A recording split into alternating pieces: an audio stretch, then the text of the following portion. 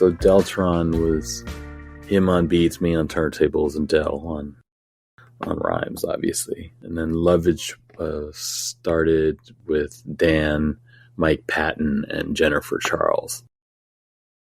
And then I was kind of recruited for the turntable work again. But we did a tour. I think we only did 12 shows or something like that. And then everybody's schedule got a little too insane to... That's a lot of people to corral. Yeah. But it was fun. Yeah. I had Dan on the show at some point last year. Is he the one who kind of brought you into that scene?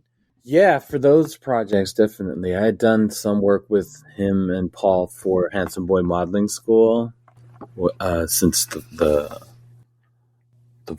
first one, actually. And then I remember being on tour with Handsome Boy Modeling School. We were playing the Tibet Freedom concerts.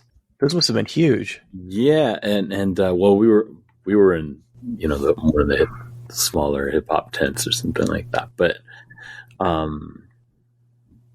remember Del and Dan speaking backstage about this idea that Del had, this character Deltron Zero that he wanted to bring to life. And yeah, I was there for that conversation where it started. And then a few months later, it's like, yeah, you remember that thing we were kind of talking about? But like, yeah, it's like, it's going to happen now. And so it was fun. Yeah. By then it had already been quite realized. A lot of the tracks that were played for me had Del had already written on them and stuff. So it was pretty fun. Such evocative stuff he was writing for that project. So it was cool. It was like I had to take it more like a Morricone style music project where the turntable had to kind of help breathe that feeling into those tracks. When you say Morricone, you mean cinematic? Yeah, a bit cinematic, but also it's just in terms of layers too, and in terms of tones that Dan was wanting. What type of way he just wanted the stuff to blend. But to definitely elicit this sort of cinematic or almost Western style, like future Western vibe to it. I'm glad you brought up Handsome Boy Modeling School. That's actually the other Prince Paul project I was thinking of. And in a weird way, I know this is not at all accurate, but in a weird way, in my brain, those form like a kind of trilogy almost. Yeah, I mean, well, Dan and Paul. I don't know if I could speak to that on YouTube. I think all of us sort of have multiple things that are cooking at the same time. And when the schedules align, it's always a wonderful, excursion. So anytime either of those dudes call me for something, I'm like, yeah, let's go. It's that there's, overlap with the musicians, that they kind of came out at roughly the same time. And they're all three of them are like really high concept. Mm-hmm. Yeah, that's definitely a Dan thing. But also personally, I've always liked concepts. I find them fun to work with in terms of just having, it's not even a restriction, but just having the sort of base narrative that you're trying to compose to or speak to with your work. So Dan's pretty clear. I mean, when on the Deltron stuff, he's definitely like a director sort of role, and he'll say funny things like, okay, at the end of this, we need this rock skipping over water type of furious but futuristic sound, and other times it's like, all right, now we need something a little more melancholic, but at the same time optimistic, and channel that. It's never really, it's more like a mood he's going for, and so that's why I like working with him on that. He kind of leaves it open in terms of, like, he knows what part of the track he hears something happening, but then he kind of gives you space to come up with something that'll work. The mood thing is interesting because that is something that is kind of the milieu that you work in when you're doing scores, and I know that you've operated in that world a bit, but it is interesting to have a project and sort of the one piece of guidance somebody gives you is something as abstract as a mood. Yeah. I enjoy that though. I like the challenge of it. It's not like, here's this record, scratch this record in 30-second note rhythm, but shuffly. It's like nothing like that. It's more just, there's an energy to it as obviously set up with the track and how Del kind of rolls in and out of the verses and stuff. And then I don't know, my role there is just sort of try to support it, lift it, or keep up with it moments, or just provide a break from it other times. So, yeah. I mean, knowing what I know about you, you don't strike me as somebody who would necessarily thrive with that level of hand holding. People like really micromanaging you. I think on a core level, we all sort of enjoy the same types of music, inspired by the same types of films even. So it just kind of goes without saying. I can kind of get a feel for what direction they're going for on a track, and then just try to augment that feeling with the turntables, whatever it is. Sometimes it'll just be a counterpoint, a harmony counterpoint, or sometimes it's a lead, choir line or something. Other times it's just more rhythmic and acrobatic, if that's what the track calls for. So, but I don't know, it's fun. It's I don't think Dan tells Del like, okay, you need to write like this. I don't think anybody tells Del that. It's just one of those things. We just bring what we bring to the table, and he kind of makes sure everything's balanced. Yeah. Is that pretty standard for you as far as how collaborations go in the sense that, like, obviously it is collaborative in a broader sense, but that you're really kind of like working alone and then bringing that thing to the table? No, I mean, Dan actually loves to hang out and rapport when we work. By that I mean he loves Montreal, so any excuse for him to come up here to record, he will, because he just likes the scene up here. Great record stores, great restaurants, all his favorite things. So it's more just hanging out, playing the music, talking about the music, and then when it is actually time to work, it's often, if it's something like, okay, I need to work on this. I remember on event 2, there was a few things that I wanted, was just a little more elaborate, like layered harmony stuff. And I said, okay, well, I'm going to go dig up some bits and just practice them for a while and just see, what I can build with that. And in that case, he's like, cool, I'll be back in an hour. And, I'll play it for him after. And it's like, oh yeah, this is great. And then other moments, like I said, it might just be a more straight up percussion style scratching thing, and you might need bits of that or something like okay, let's just like knock this out, and so I could do that. That was more like a one take thing, and then he's more engineering in those situations. But other times, it might take me a while to just find the right stuff to layer in. You mentioned that you just got back from Brazil, and I was listening to some interviews you had done fairly recently, and you're working with a singer, is that right? Leilani, yeah, on tour. Yeah, we have one song together on my new album, Creatures of the Late Afternoon, and so I had such a great time recording that with her that I said, hey, do you want to jump on a couple of these shows? You can play a couple of your songs, like play a couple of my tunes. We can play, I was kind of backing her up on some of her songs. And then similarly, she was backing me up on a couple songs, just like actually taking the parts, like the drums, piano, bass, horns and stuff, and actually mapping it out on her MPC, and she's able to do it live. So just the two of us, it's been a lot of fun. It's almost like I don't know, in the tradition of the Black Keys or the White Stripes or something. This sort of The duo. duo outfit. Only it's MPC and turntables, but we're enjoying just with that framework. The range of stuff we're able to do, including some of our own solo material and stuff. And of course we'll do that track. Things are going to change, and we're working on some stuff together also. So she's great. She's a phenomenon and such a joy to be on the road with. She's just kind of getting started. I know a lot of these places that we're playing, she's never even been to before. So it's fun to, have Leilani up there, and to maybe a crowd that's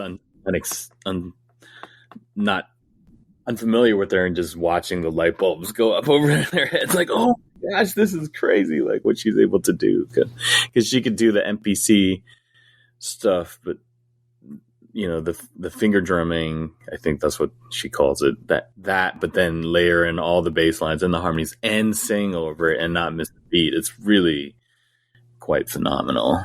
The White Stripes analogy is an interesting one, because obviously, like, if you're Jack White, obviously Jack White can do a ton on a guitar, but given the tools that each of you have, you are kind of a one person band, and you can really this full sound. So it's interesting to collaborate with somebody else who has that tool set. Yeah, it is, because like sometimes it might be, oh, she's responsible for the rhythm section part of things, and we're dealing with the tops and the vocal scratches and all those things that I'm adding in. Or similarly, the other way around, like I might actually be rocking the beats, looping the back beat, on a couple records, and she's throwing in all the vocal punctuations off her MPC. And I don't know, the fact that it's live, the fact that we're not on a grid, we're not just hitting spacebar and then letting a machine do all the work, the fact that it could fall apart at any second, and there's an urgency to it that I really enjoy. Because if we stop or if we get tired, it's like song stops, so, and I think the audience kind of, feels that. I think that one of the most exciting bits in the set right now is just where we're freestyling off this break that she put together, and we're just we're still working out. We've only done maybe a handful of shows together, but it's been a lot of fun. So most of the stuff is like improvisational to a certain extent, but working within a set framework. No, I would say right now most of it is like she brought a few of her songs that she wanted to perform, and then I had a few songs or tracks that I wanted to do. Like, for instance, one would be Skanky Panky, which is a track that I put out, like 20 years ago. That's like a ska song, right? Ska tune, but and I've done it in many iterations. Like on one tour, I had DJ P Love and DJ Jester with me. We did it almost like a turntable band on 8 turntables. So Jester was just bass and drums. I was the sort of call section, and then Paulo had all the kind of response sections. So it was a very kind of dynamic 3 turntable version of it. And then when I DJ solo, I kind of do more just the horns and the kind of lead scratches over a backbeat version of it. The skank itself would just be on a 3rd turntable playing. And now with Leia, it's almost like, oh, well, she can break it up and do the drums and the backbeat stuff live. And so it has a different energy, still the same track, but it has this kind of new twist on it, which I'm enjoying. So that's basically it. Just starting that way, just because we haven't had that much time to just sit for a couple months and just write all new stuff. It's like, okay, let's just get to know each other and see. These are the types of tracks that I would like to see what we could pull off. If we just broke it down to MPC and turntable, like how could we,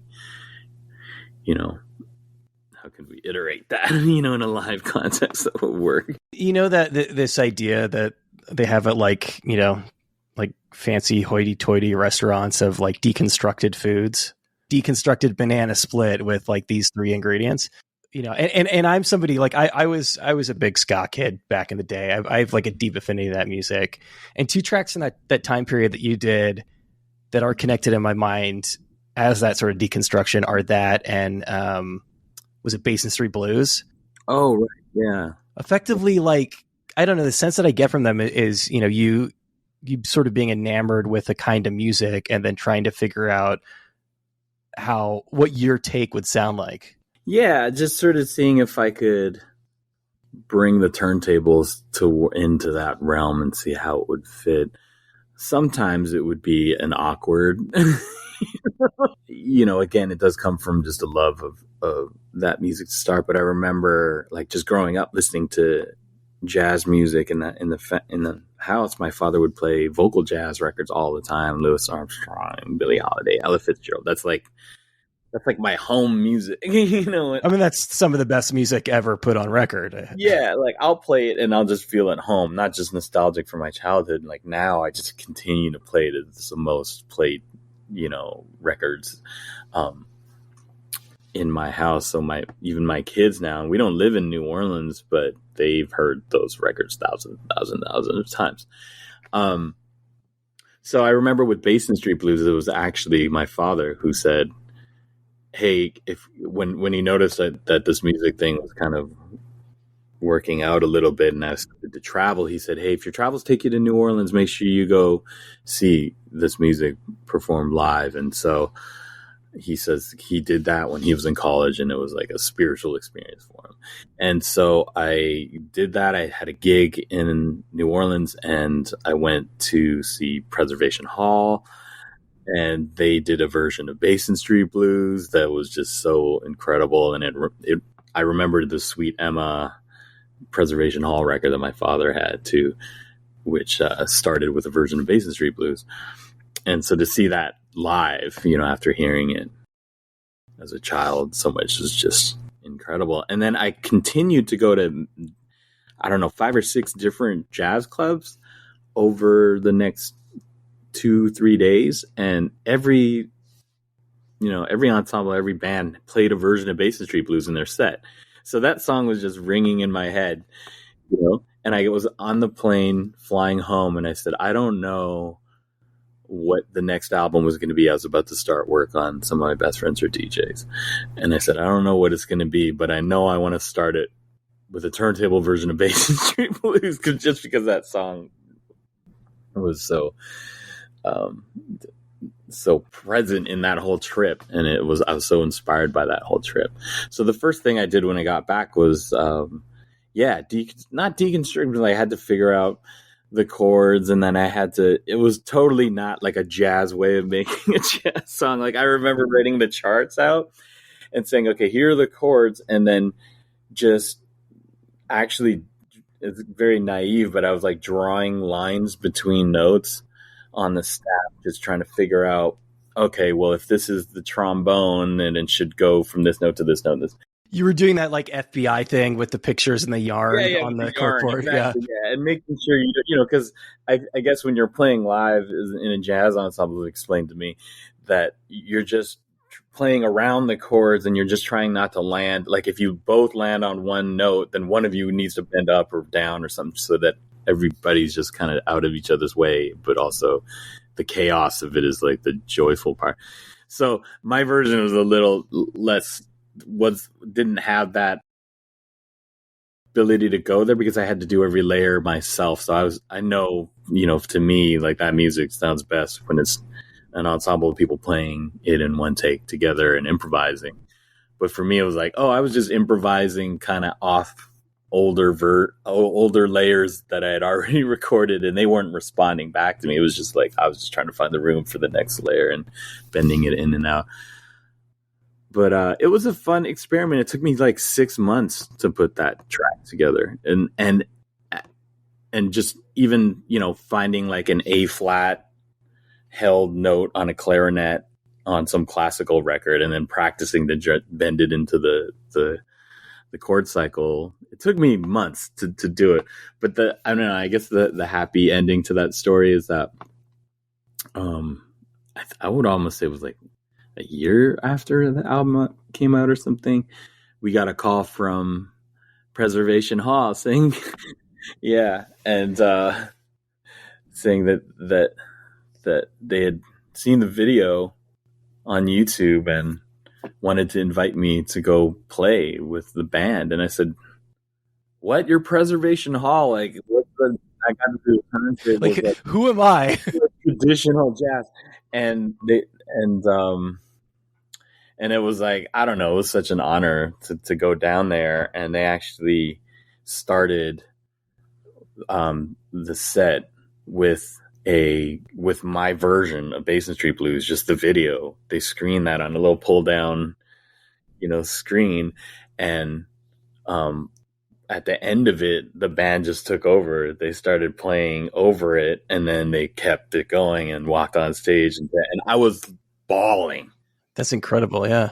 Yeah, it was definitely like one of the biggest highlights of my entire career. I played in a lot of like wild contexts, but that moment, I don't know, it just all seemed to come full circle a bit. And yeah, and then I got to play like turntables with the band and, basically get my ass kicked on stage, but like trying to like figure out just to keep up. But that was the fun part, I remember this like, okay, you trade with the trumpet player, and he's just throwing licks at me like 2 bars, and then I have to like kind of respond and keep up with him. And I just within those like 32 bars of musical conversation, I think I learned more about music than literally 10 years of DJing by myself. It was just just everything about it, like it still affects me. I could just think about it now, and that energy.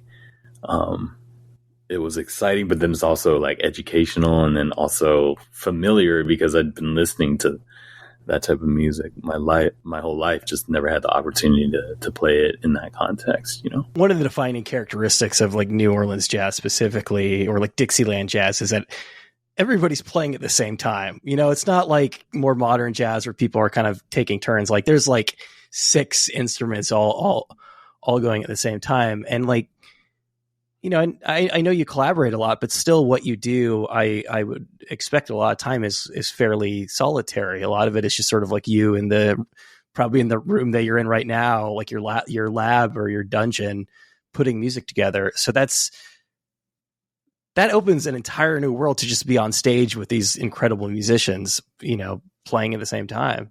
Yeah, I've played in many contexts and bands, and now with chamber music, trios and string quartets and things like that.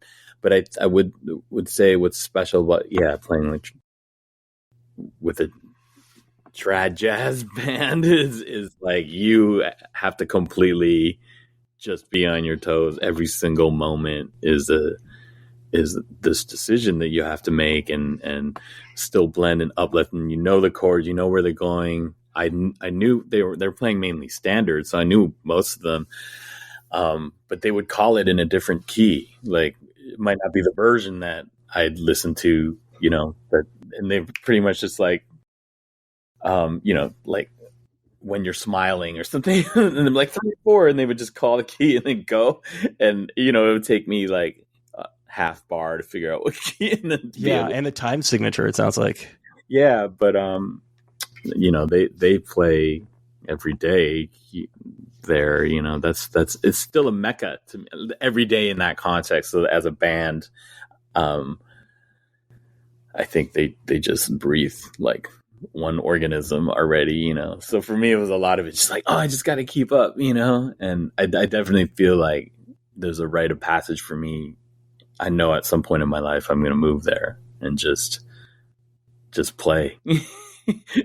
Yeah, it's might be a strange thing for a scratch DJ to say, but for me, it's like, oh no, this is something I aspire to be able to attain, like that level of fluency, and with that much great music. It might be a strange thing for a scratch DJ to say, but I would say, following your career and anybody who knows the remotest thing about you, they know not to attempt to predict where you're going. Right. Yeah.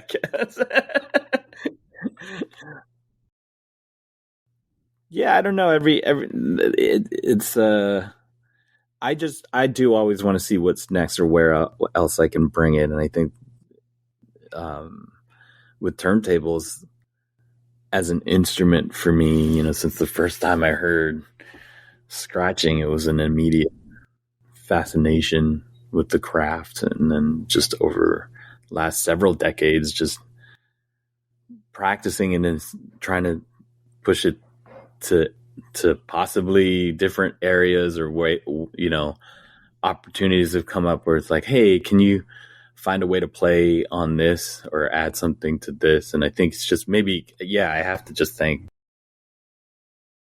the collaborators and all the bands that would put me on, like Money Mark or even Bullfrog, like the band I played in college. I was the youngest one in the band. They were, at the time I was like, I only listen to hip hop or something like that, or maybe a couple funk records. And I was very, laser focused on that. And then they kind of,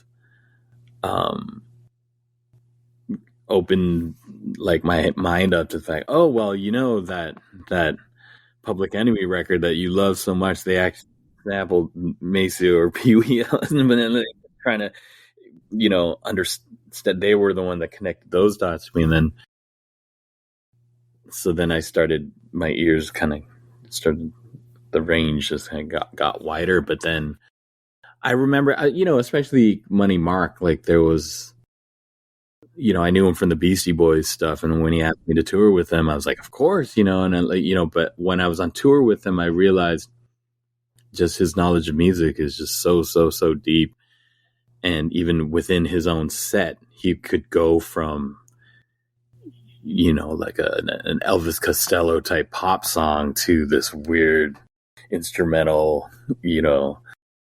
ska track, but Money Mark style to a ballad, and it would still be his kind of world. And sometimes he would ask, was there something you could do on the turntables here that would suit it? And I'm like, well, this is a ballad. Like, what would I do on that wouldn't be distracting? Like, could I find something tasteful and like a support turntable part?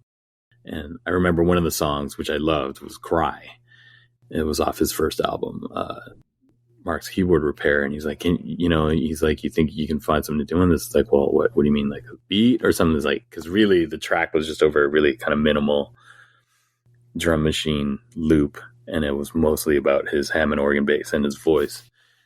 And there was one descending bass line, and I said, okay, well, maybe I could find a way to like do the bass part on turntable. But again, like trying not to distract from the point of that song to me is his singing, but that just led me to dig at the time in different areas and try to find bits of records that I could use more, harmonically and more as like sometimes as a keyboard roll or a backup vocalist roll or something like that, and not just like, okay, here's the DJ section and then I have to do something real flashy or something, because sometimes it was a ballad, it didn't need it. You serve the song.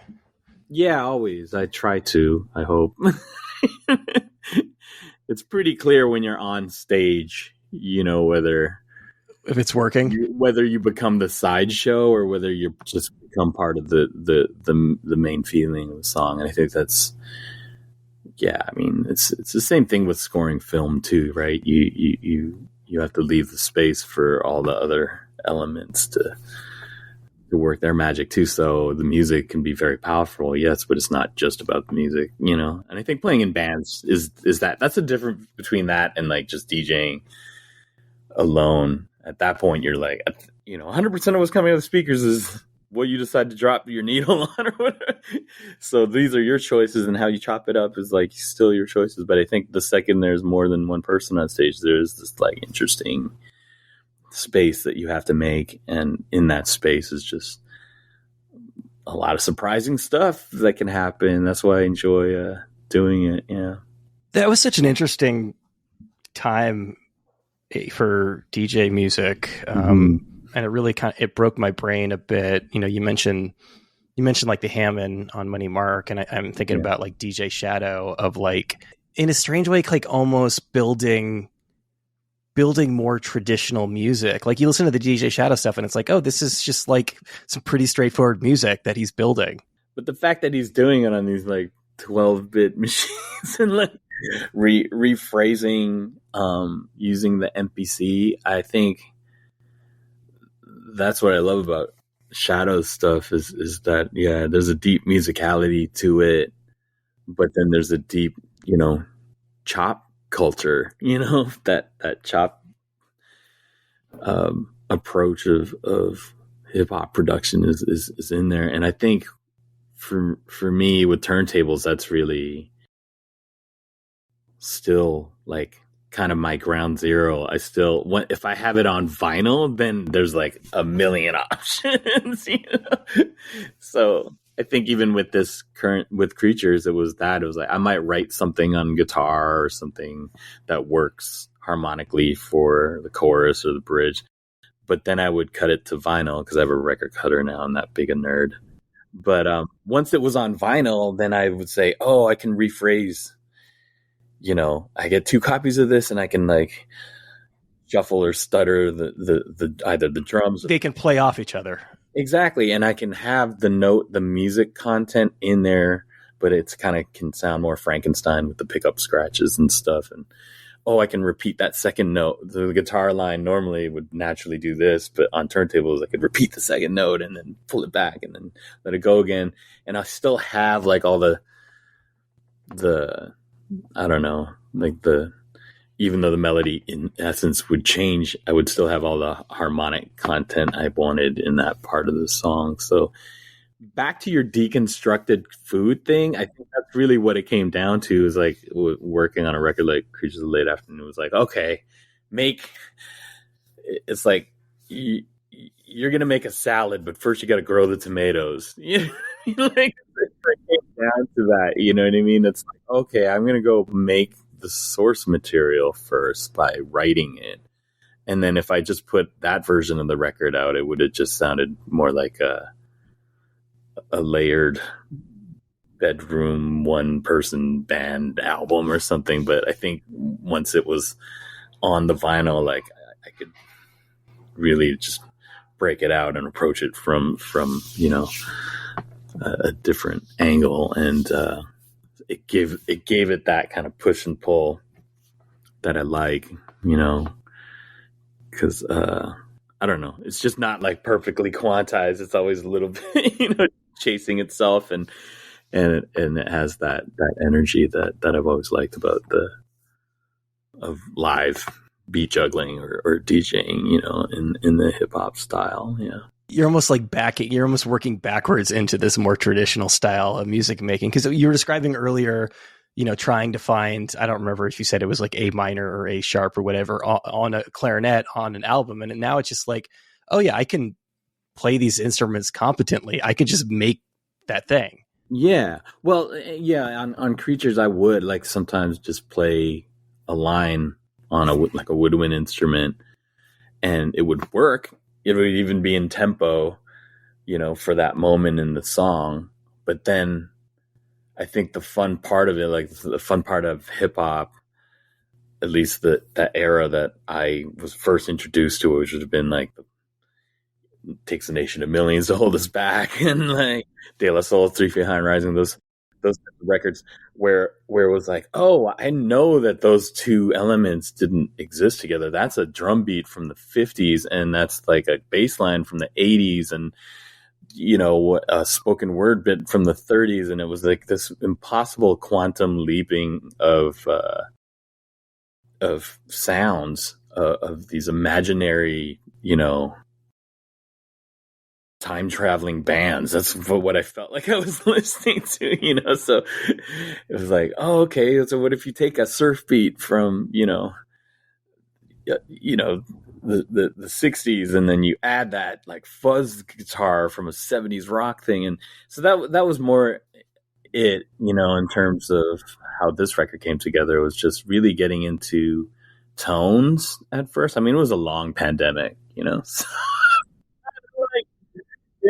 just in the lab kind of saying, oh yeah, I'm just gonna try every single combination of compressor and whatever distortion. People taught themselves how to bake bread, and you were like, I'm just gonna. Yeah, I didn't do the bread thing. I was like more in the studio, but I was essentially trying to see, how much, how much water do we add to the flour of the fuzz pedal? You know what I mean, to get the right doughiness.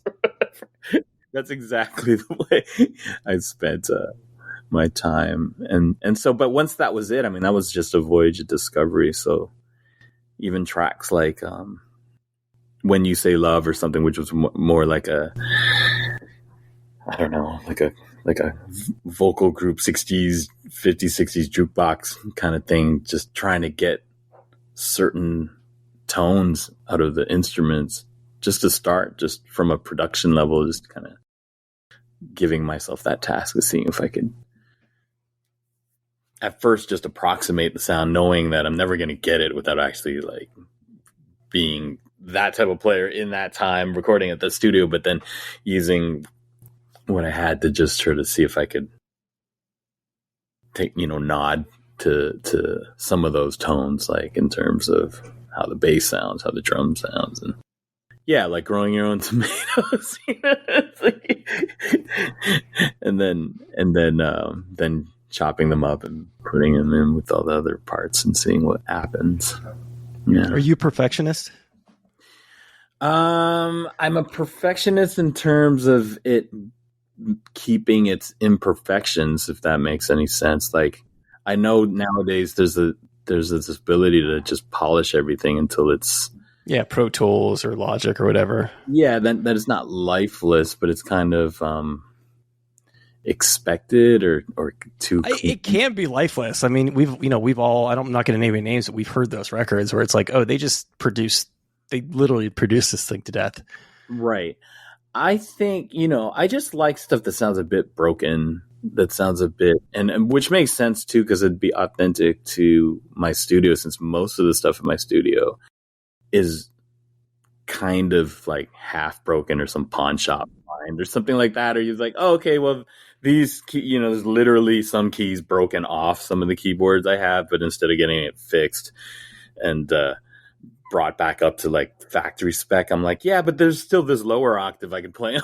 You know what I mean? And so I just kind of squeeze out whatever the machines allow me to do, or the instruments allow me to do, and record it and then see how it goes. But I'm not too precious on it being like, it's funny, it's not until now where it's like playing with some string ensembles like quartets and trios, and the idea of chamber music actually being like, okay, well, there's 4 or 5 of us now, and the whole point is that we all have different instruments, but we need to sound like one voice, and that was kind of the idea of like they're all drifting with each other, but there's a center note. That's the new thing, where what used to be like, oh, here's A440 and just like tune to that.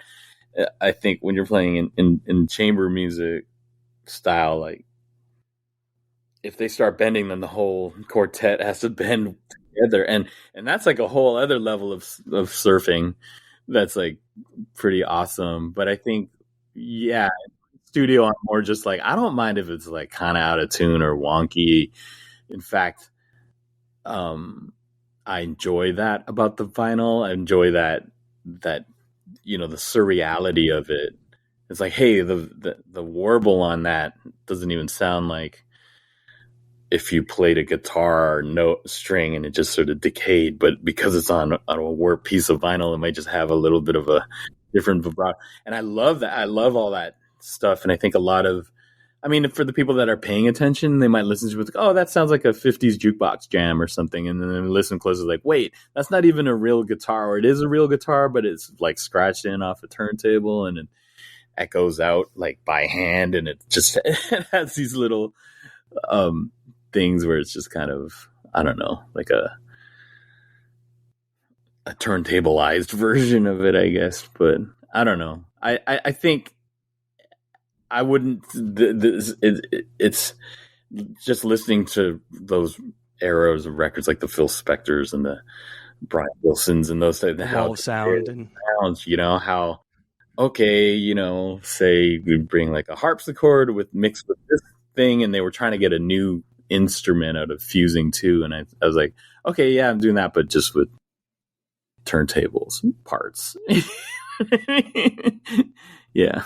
I would liken it. It's interesting. I would liken it to obviously, like, traditionally when we're talking about samples, even if it's like De La Soul or Paul's Boutique or whatever, it's like, you're building off of existing music, right? And that's where the crate digger culture comes in, and it's really cool, and it's probably an incredible experience. I've never experienced it to find, this magical thing in the crate, but you're almost building imaginary music that you're sampling.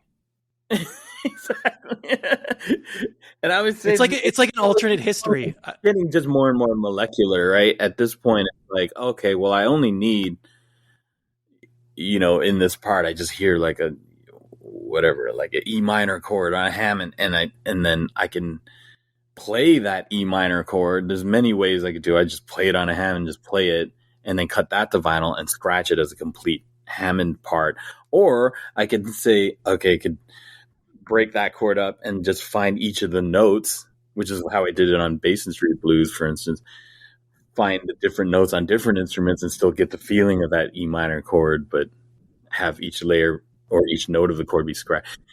And there's just options of it just being kind of like a weird ensemble of turntables. Like, to me, I felt like I just wanted it to sound a bit like if the cast of the Muppet Show each had like a mixer and a Technics 1200, and they did that whole opening song. How would that sound? And every one of them as a character, has already would approach it differently. Say how Animal plays the drums, which is just the type of personality and the type of energy he has. Keith Moon. No, so for me, Creatures of the Late Afternoon is kind of like my version. And I was like, what would it sound like if a praying mantis was on the SP 1200 or something, or whatever, a sloth playing fuzz bass, what kind of bass lines would that sloth write? And I kind of just had fun with, using my imagination to go there with it, partly because it was a pandemic and there wasn't the ability to be like, hey, I'm just going to go like call my buddies who play this and that instrument and come in and just like play around the studio. I mean, you can do that right now. You can have somebody record something remotely and send it to you. Yeah, but I'm more like, I've always felt like the best way, at least for me, is just like when people are in the room vibing together and just hanging, So,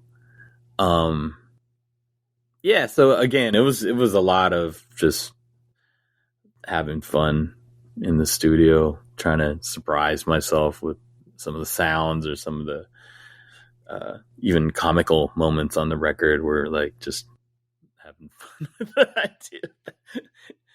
Like, I remember the track Password, which is like so dumb little turntable skit track, but it was, you remember, like, everybody, like, we're here, like, this is a new program you're introducing me to that we're recording this podcast on. But at the time, for a while there, it felt like we were signing up for, I don't know, like 8 or 9 different new apps or something, and I couldn't remember any of the passwords ever. Like, it would literally be, I just signed up to this like yesterday and I can't remember. And so, I don't know, for me it was the idea of like, oh, I just have to document this somehow, how ridiculous like it got. And so that track is just a turntable like skit about somebody forgetting all their passwords, but then scratching like a typewriter sound, like somebody on the keys, like getting it wrong and groaning. Having fun with that. I like that because it's, like pandemic records. There was a lot of conversations around this when the pandemic was really at its height in the early days of like, is there going to be a new wave of pandemic art, and how annoying is it going to be, to have lived through it and then deal with it again in music. But I like this idea of finding like a little almost forgotten piece of minutia.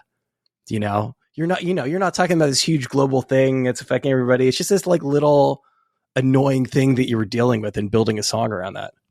Yeah, and again, like so that's forgetting your password, first world problem of the highest order. So it was Yeah, just but really universal in the first world. yeah, yeah, and just how silly that felt. But as it started to congeal, like the whole concept of creatures, like I was I was painting like during the daylight hours, these creatures playing instruments, and then that was feeding into the when the sun would set, and that's when I normally go into the studio. That would just still be kind of floating around in my consciousness, and then I was starting to just try to create the sounds for this cast of my version of the musical Muppets or whatever, and so it kind of would just feedback loop a bit into that, and then some of those skit tracks ended up being like, oh, okay, this could work in a story. So now even the password track is going to be a music cue in a forthcoming stage production that we're working on based on Creatures of the Late Afternoon in the style of, say, The Story of a Mosquito, which is on tour now, or Euphonium's Fall, which was on tour like 8 years ago. So this will be the third show in that style, and it became like, okay, now this whole thing is a cast of these creatures, these endangered animals that are coming together and going to save the Natural History Museum through the power of music. That tracks. Yeah, yeah, and so that led to like that idea. Once it kind of reared its head, was like, oh, then we need like that third act showdown track, the denouement. So Rise of the Tardigrades was that specifically. I needed a track that felt like that final battle. I needed a track that felt like the epilogue. I needed a track that felt like the a couple of the creatures. There's a love story, obviously, that spoke to that, and that's when the album came from just these sort of weird experiments to the 20 tracks that ended up on the record. Is like, okay, well, that actually has to be the score for the show. So all of it, including the intro, like Here Now, like I already feel like I know what that's going to look like on stage, and how the title of the show comes in, even with the letters spelling out the Creatures of Late Afternoon, like all that. So it really was just kind of, congealing as a concept, like over the last, whatever it was, 3 years. And yeah, but I'm excited about it. I'm happy that whether people pick up on that now, like I do think it just stands like as something you can listen to as an album, and not even It has to, because it predates the show by a significant amount of time. Like we're just in pre-production now, and I think our premiere earliest will be 2 years from now. So even tracks like Things Are Gonna Change with Leilani, it was like I had made the beat, and I had written the words, and I was like, I just need someone who has like that voice, who can like really give it that energy. But it's almost like the track that I know in the show is kind of like this is not finalized yet, but it's the type of track that you'd put on. It would be during the montage where they all come together and try to, like, say, clean up an old cabin in the woods and make their new headquarters or something like that. Just like that type of energy of people kind of coming together and working together on something.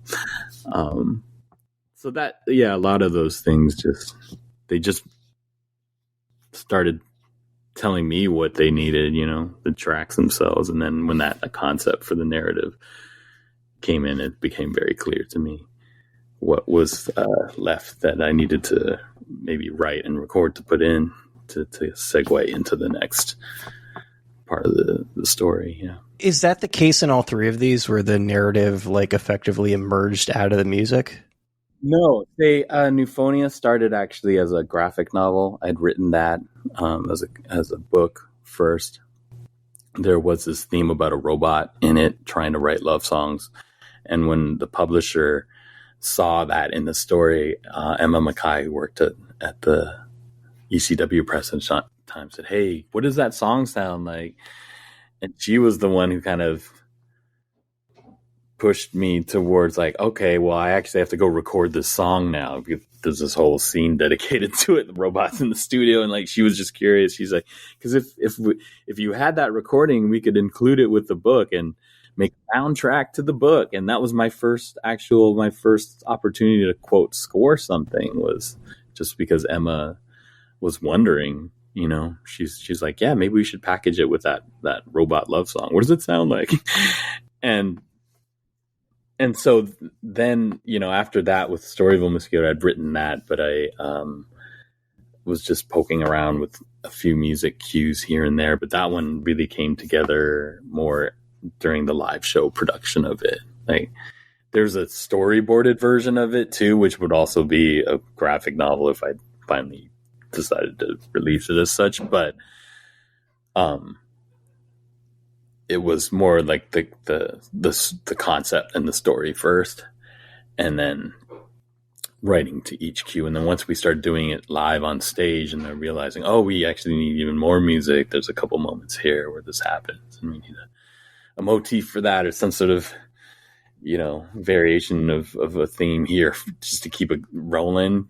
And it's more organic that way. And then this one, I guess, was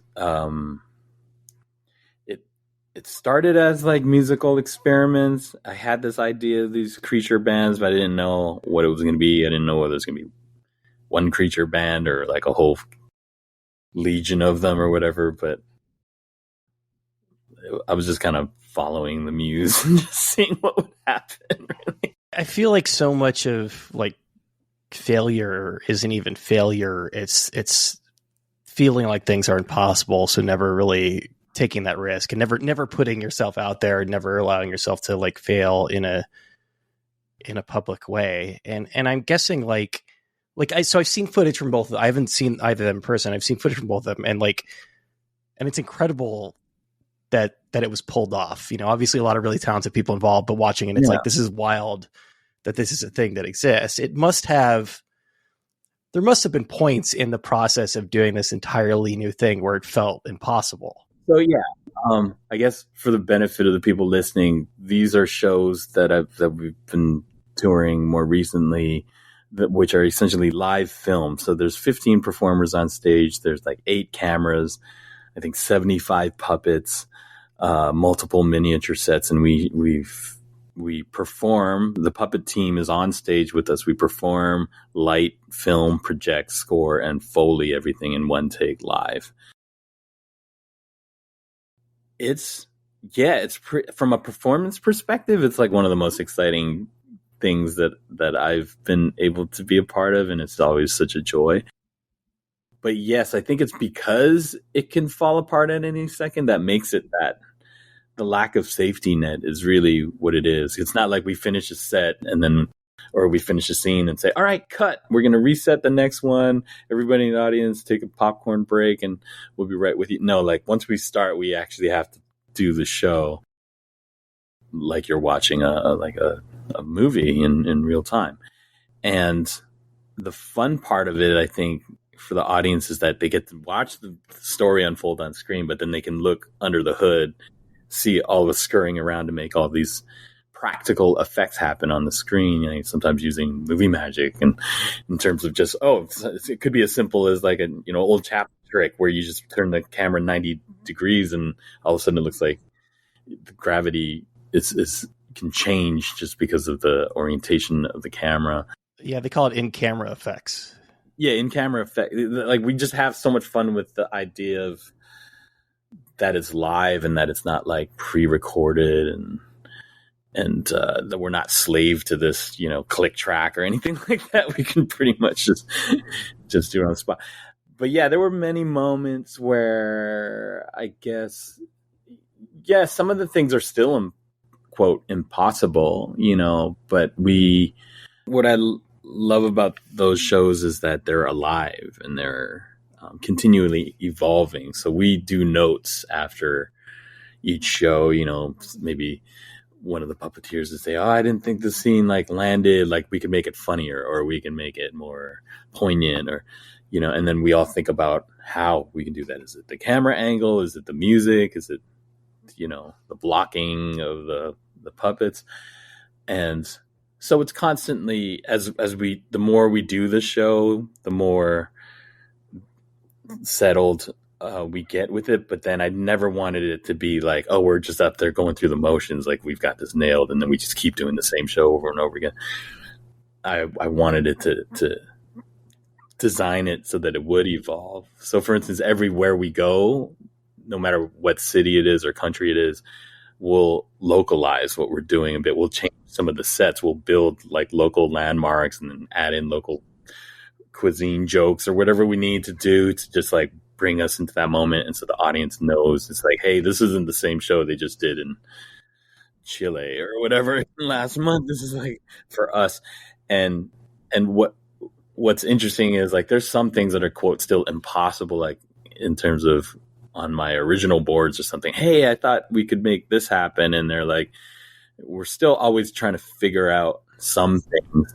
Like an example recently, I mean, we've done Storyville Mosquito, I guess I'm in like 8 cities now, but it wasn't until Taiwan over the holidays, we were over there, that we figured out a way to make it rain in terms of like actually overlay rain into it in a live way that looked convincing. And we did that by actually, it was a very simple hack. It was like a lot of kind of MacGyvering of like, we kind of made this top hat out of black construction paper, and then we put LED lights on the inside of it, and then we cut little diagonal slits in it. Okay. And then we put it on one of my turntables that can actually play, I think 100% or 200% slower than normal or almost,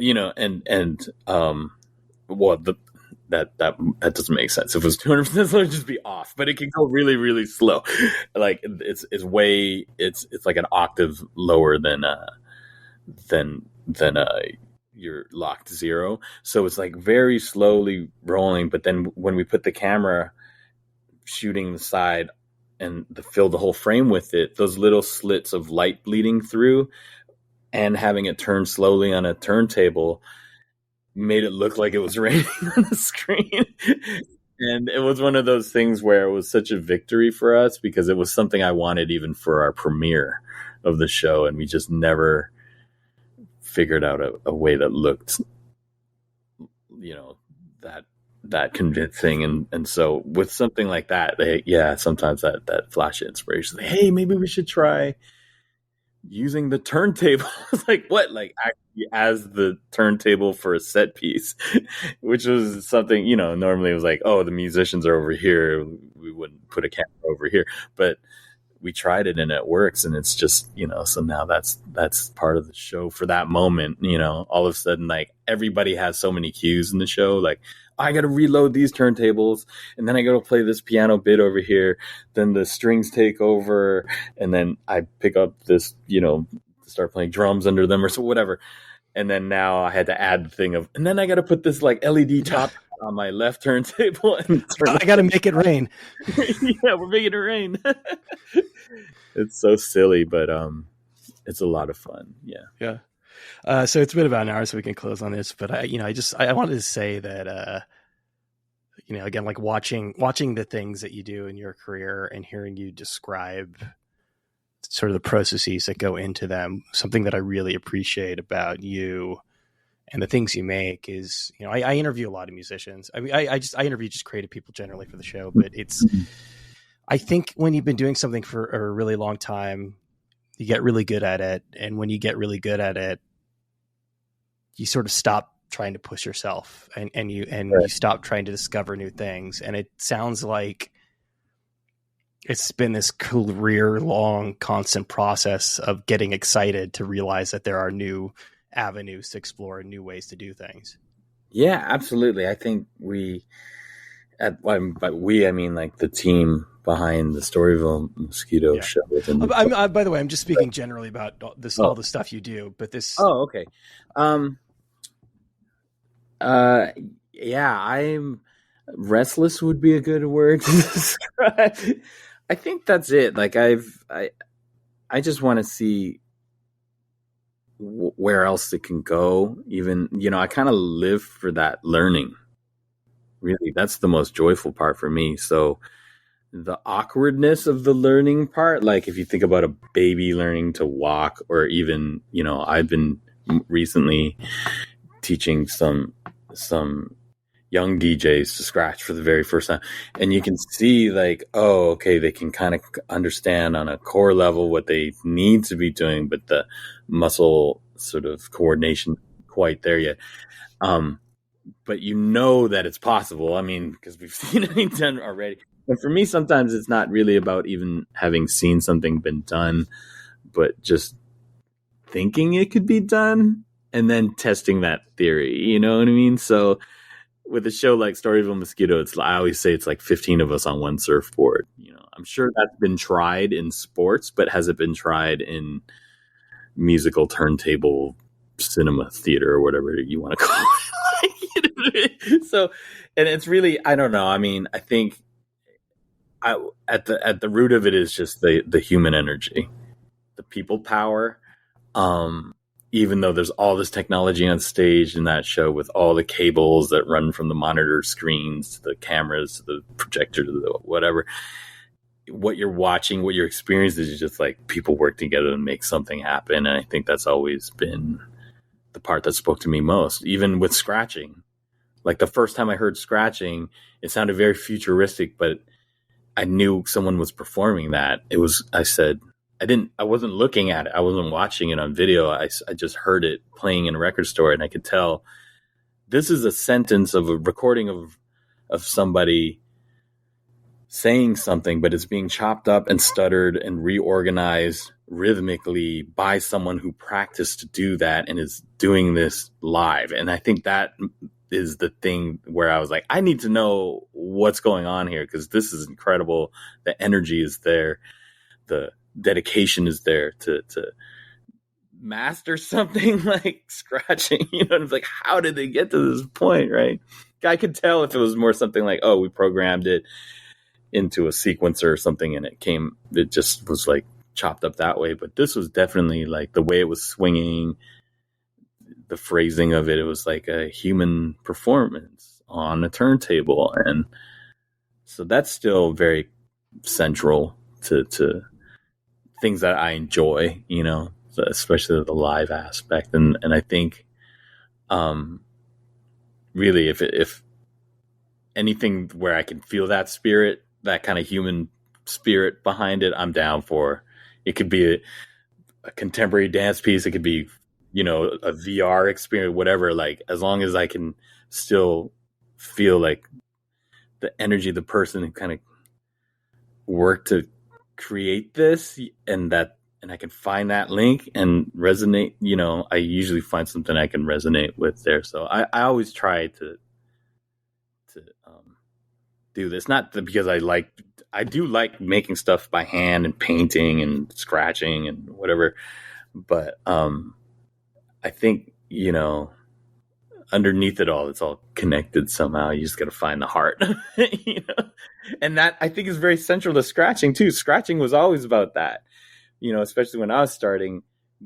There weren't shows you could go to just go witness scratching. You had to go to a battle or something. It was something which would happen like once a year or something. It wasn't like there wasn't YouTube or anything like that. It was more just like, oh, in the meantime, when there wasn't a battle, everyone was just practicing, or they were like DJing at block parties. And those didn't happen in Vancouver when I was growing up, and I wasn't old enough to get into clubs, so that I was kind of just sort of waiting for the battles to happen or finding mixtapes or something like that.